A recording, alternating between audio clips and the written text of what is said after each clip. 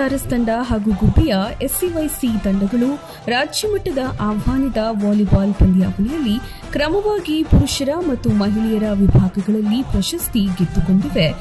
ಗುಬ್ಬಿ ಪಟ್ಟಣದ ಚನ್ನಬಸವೇಶ್ವರ ಕ್ರೀಡಾ ಯುವಕರ ಸಂಘದಿಂದ ನಡೆದ 2 ದಿನಗಳ ಹೊನಲು ಬೆಳಕಿನ ವಾಲಿಬಾಲ್ ಟೂರ್ನಿಯ ಪುರುಷರ ವಿಭಾಗದಲ್ಲಿ ಎಸ್ಆರ್ಎಸ್ ತಂಡದ ಆಟಗಾರರು ಹಾಸನದ ದಿಶಾ ಕ್ರೀಡಾ ಸಂಘವನ್ನು ಪರಾಭವಗೊಳಿಸಿ ಮೊದಲ ಸ್ಥಾನ ಪಡೆದರು. ದಿಶಾ ತಂಡಕ್ಕೆ 2ನೇ ಸ್ಥಾನ ಲಭಿಸಿತು. ಮಹಿಳೆಯರ ವಿಭಾಗದಲ್ಲಿ ಸ್ಥಳೀಯ ಎಸ್ಸಿವೈಸಿ ತಂಡ ಪ್ರಥಮ ಸ್ಥಾನ ಪಡೆದರೆ ಉಜಿರೆಯ ಎಸ್ಡಿಎಂ ತಂಡ ದ್ವಿತೀಯ ಸ್ಥಾನಕ್ಕೆ ತೃಪ್ತಿ ಹೊಂದಿತು.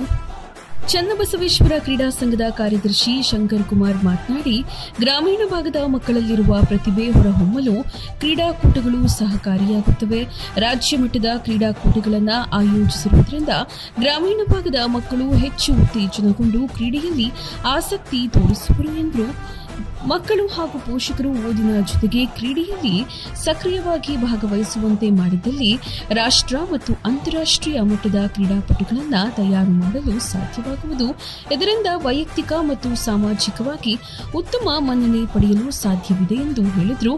ಚಾಲುಕ್ಯ ಆಸ್ಪತ್ರೆಯ ಸಿಇಒ ಡಾ ನಾಗಭೂಷಣ್ ಮಾತನಾಡಿ, ಗುಬ್ಬಿಯು ರಂಗಭೂಮಿ, ಕಲೆ, ಸಾಹಿತ್ಯ, ಸಂಗೀತ, ಕ್ರೀಡೆ ಎಲ್ಲದರಲ್ಲೂ ಸಹ ತನ್ನದೇ ಆದ ಇತಿಹಾಸವನ್ನು ಹೊಂದಿದೆ. ಗುಬ್ಬಿಯಲ್ಲಿ ಖೋ-ಖೋ ಪಂದ್ಯಾವಳಿ, ಕಬಡ್ಡಿ, ವಾಲಿಬಾಲ್ನಂತಹ ದೇಶೀಯ ಕ್ರೀಡೆಗಳನ್ನು ಆಯೋಜಿಸುವ ಮೂಲಕ ಗ್ರಾಮೀಣ ಭಾಗದ ಕ್ರೀಡೆಗಳಿಗೆ ಹೆಚ್ಚು ಒತ್ತು ನೀಡಿರುವುದು ಖುಷಿ ತರುತ್ತದೆ ಎಂದರು.